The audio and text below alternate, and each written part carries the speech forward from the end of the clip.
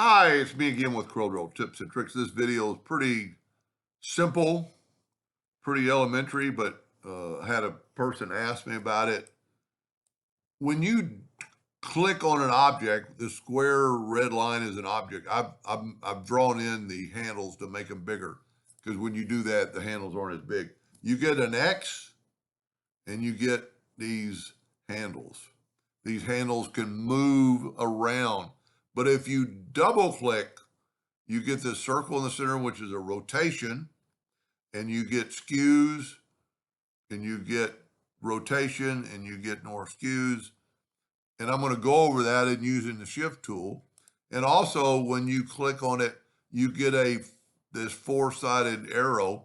That's to move it around.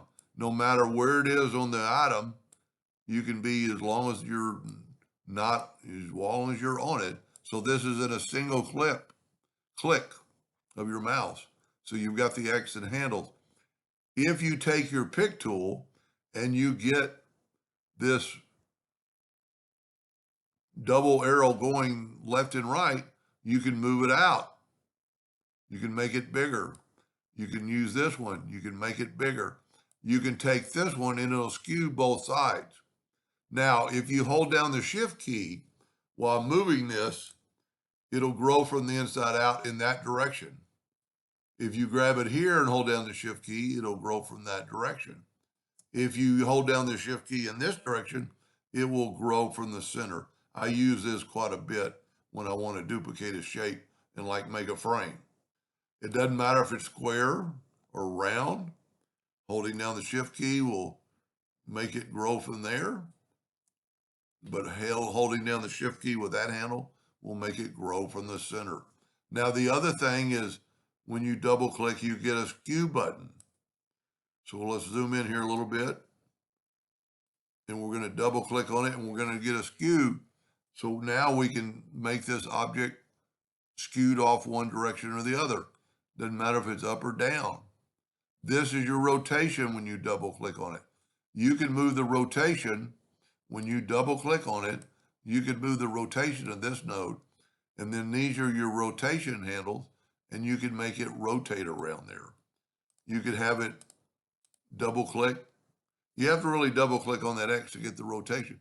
You could have it rotate from the center of that, and it'll rotate around the center of that. So one thing I didn't know at first, and I kind of learned it. When you have let's just draw a perfectly square box.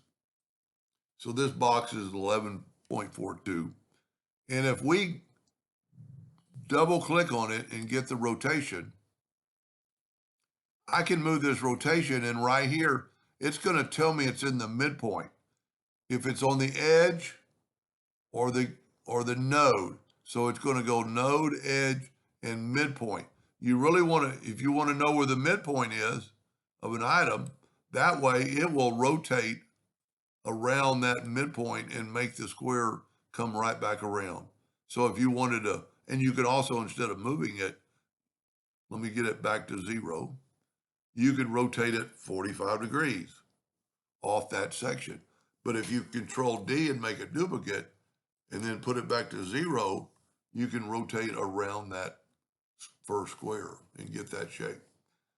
So next time, think about the shift tool, the shift key, and think about your four-sided cross. Four-sided cross you get when you pick something and you can move it around. I don't care what it is.